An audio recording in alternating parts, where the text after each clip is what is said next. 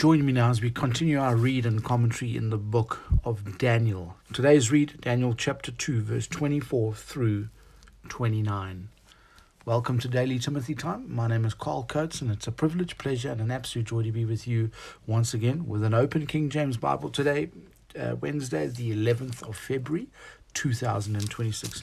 Saints, I'm just going to jump straight in here. Daniel chapter 2, I'm going to pick up from verse 24. Enjoy the read, enjoy the commentary. Whatever you hear in the way of commentary, take back to your own personal Bible study, folks, and prove it and see if it's so. Don't automatically believe a word I say here from this ministry. You need to go back to the verses and you need to be persuaded in your own mind. Let's get to reading Daniel chapter 2, verse 24. Therefore Daniel went in unto Arioch, whom the king had ordered to destroy the wise men of Babylon. He went in and said thus unto him, Destroy not the wise men of Babylon. Bring me in before the king, and I will shew unto the king the interpretation. Then Arioch brought Daniel before the king in haste, and said thus unto him, I have found a man of the captives of Judah, that will make known unto the king the interpretation. The king answered and said to Daniel, whose name was Belteshazzar, Art thou able to make known unto me the dream which I have seen, and the interpretation thereof? Daniel answered in the presence of the king and said, The secret which the king hath demanded, cannot the wise men, the astrologers, the magicians, the soothsayers, shew unto the king? But there is a God in heaven that revealeth secrets, and maketh known to the king Nebuchadnezzar what shall be in the latter days. Thy dream and the visions of thy head upon thy bed are these.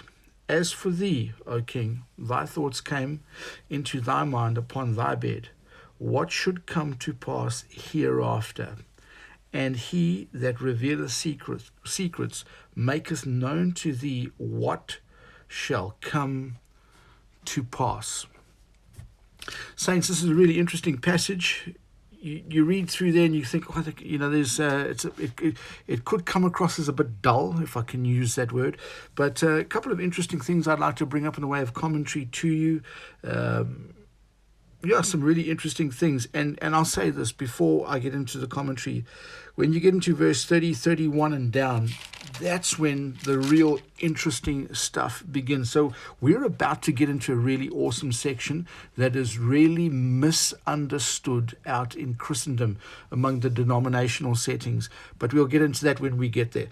What I want to say to you today, if you draw your eye back up to verse 24, therefore Daniel went in unto Arioch, whom the king had ordered to destroy the wise men of Babylon. He went in and said thus unto him, Destroy not the wise men of Babylon. Bring me in before the king, and I will shew unto the king the interpretation. Now, why did Nebuchadnezzar want to destroy the men of Babylon? Because they wanted the king to tell him the dream, and then they'd interpret it. And Nebuchadnezzar was a bit smarter than that, and there was a decree gone out to end the wise men. So that's a bit of the backdrop. If you haven't, you can go back and read that earlier on in chapter 2. The point I want to make with you today, and this is quite interesting. Men get saved because there's a man of God among them. So in the case of Daniel, you got all these wise men. Were they saved? No, they weren't. But Daniel came in and he saved the day. So men get saved because there's a man of God among them. Fast forward to where we are today. You could be at work with your colleagues. They've got an opportunity to get saved because of an individual like you. If you're listening to me right now and you are saved, if you've trusted in the all-sufficient payment of Jesus Christ on Calvary's cross, him shedding his blood, dying, being buried and rising up again on the third day, that makes you a saint. Now, if you're a saint amongst your work colleagues, your sporting buddies at the beach, or whatever sport you're doing, hey, men of God get saved because there's a man of God among them. Now, when you're among those folks, how you present the gospel, well, that's up to the individual and how they're going to do that. I'm actually currently, I was chatting to a saint over in London just this last week, and it was we were speaking about evangelism, and you know, how much time do you actually have interacting with people to find out where they are spiritually, and then ask them if they want to hear the gospel of Christ. It was an interesting chat that we had. So you need to work out how you're going to approach your evangelism, and don't think for one moment, oh, but that's not my job, that's the pastor's job, that's the deacon's job. You know, hey, if you're an ambassador for Christ, which you are, if you're saved listening to me, you know, you can do it in your own unique way, whether you're sitting in a bus and you speak to an individual next to you, or if you're one of those types of folks that like to stand on the street corner on a soapbox screaming your lungs out for the Lord. Hey, you need to work it out. You need to work out what works for you. It's a wonderful thing to work out. And you know what? The fear of man is real. I understand that. But give that some thought. Next thing I wanted to bring up with another example too is if you go over to Acts chapter 27, verse 23 and 24, you look at Paul. Go read about Paul there and those men on that ship. You know, that's another wonderful case in point. Anyway, moving on down through the passage here. If you look at verse 27, Daniel answered in the presence of the king and said, the secret which the king hath demanded, cannot the wise men, the astrologers, magicians, sooth... You see where he says secret? I just want to say this very quickly here. The secret, it's gotten this secret here. You know, in the prophetic program, there are mysteries and there are secrets there. This has got nothing to do with... if you come with me over to Romans chapter 16. Romans chapter 16, we'll quickly look at a verse here. Romans 16,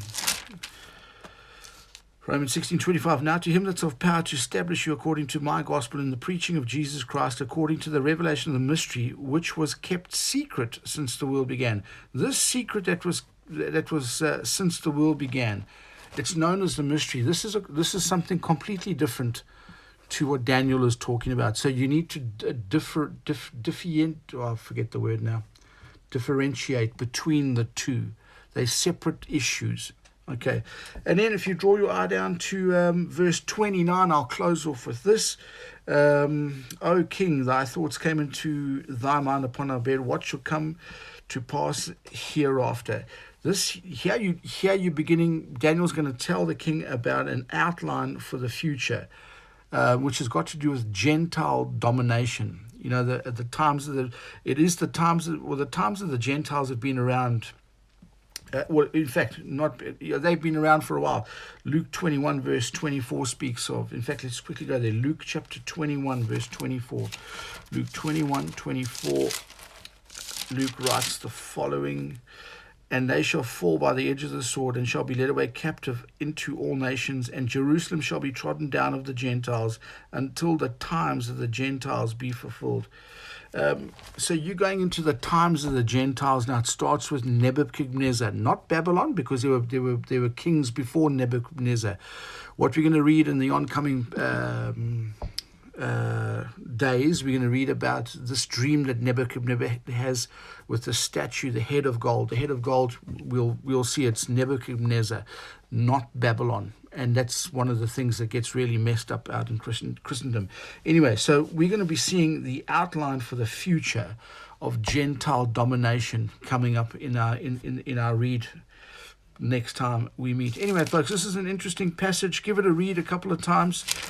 Chapter 2 is a very, very important chapter for us as we look at the prophetic program, specifically the times of the Gentiles. Okay.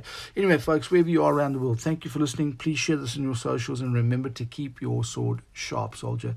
Until we meet again next time, if the Lord tarries, grace and peace to you. Maranatha.